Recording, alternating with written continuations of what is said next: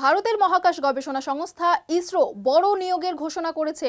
দীর্ঘ ২৫ বছরের মধ্যে সর্বোচ্চ কর্মী সংকটের মুখে পড়ে ৭৪৬টি পদে নিয়োগ করা হবে। বিজ্ঞানী, ইঞ্জিনিয়ার থেকে অ্যাপ্রেন্টিস সব ক্ষেত্রেই সুযোগ রয়েছে।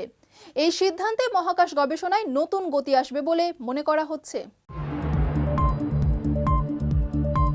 ভারতের মহাকাশ গবেষণা সংস্থা ইসরো বড়সড় নিয়োগের ঘোষণা করেছে। গত ২৫ বছরের মধ্যে সবচেয়ে বেশি কর্মী সংকটের মুখে পড়ে এই পদক্ষেপ নেওয়া হয়েছে বলে জানা গিয়েছে।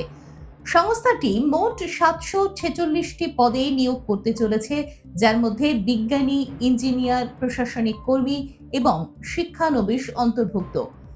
সরকারি তথ্য অনুযায়ী ডিপার্টমেন্ট অফ স্পেসে বর্তমানে প্রায় ৫,৬৩২টি পদ খালি রয়েছে, যা মোট কর্মীর সংখ্যার প্রায় ৩০%।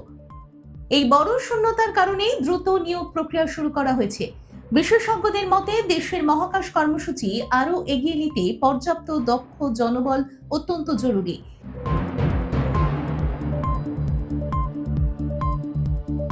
এই নিয়োগে ৩৩৬টি স্থায়ী পদ এবং ৪১০টি অ্যাপ্রেন্টিস পদ রয়েছে। স্থায়ী পদগুলির মধ্যে ৯২টি সায়েন্টিস্ট, ইঞ্জিনিয়ার পদ বিশেষভাবে গুরুত্বপূর্ণ। ইলেকট্রনিক্স, মেকানিক্যাল এবং কম্পিউটার সায়েন্স শাখার ইঞ্জিনিয়ারদের চাহিদা সবচেয়ে বেশি। এর পাশাপাশি প্রশাসনিক ক্ষেত্রেও বেশ কিছু পদ রাখা হয়েছে।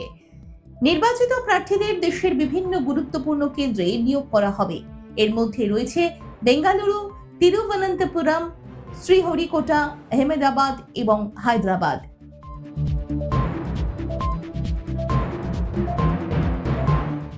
সম্প্রতি চন্দ্র ও সৌর মিশনে সাফল্যের পর ইসরোর কাজের পরিধি আরও বেড়েছে। তাই নতুন প্রকল্পগুলি সময় মতো সম্পন্ন করতে দক্ষ কর্মী নিয়োগ অত্যন্ত প্রয়োজন। এই নিয়োগ প্রক্রিয়া দেশের তরুণদের জন্য বড় সুযোগ হিসেবে দেখা হচ্ছে। বিশেষজ্ঞরা মনে করছেন এই উদ্যোগ শুধু কর্মীর সংকট মেটাবে না, বরং ভারতের মহাকাশ গবেষণাকে আরও শক্তিশালী করবে এবং ভবিষ্যতের মিশনগুলোকে সফল করতে সহায়তা করবে।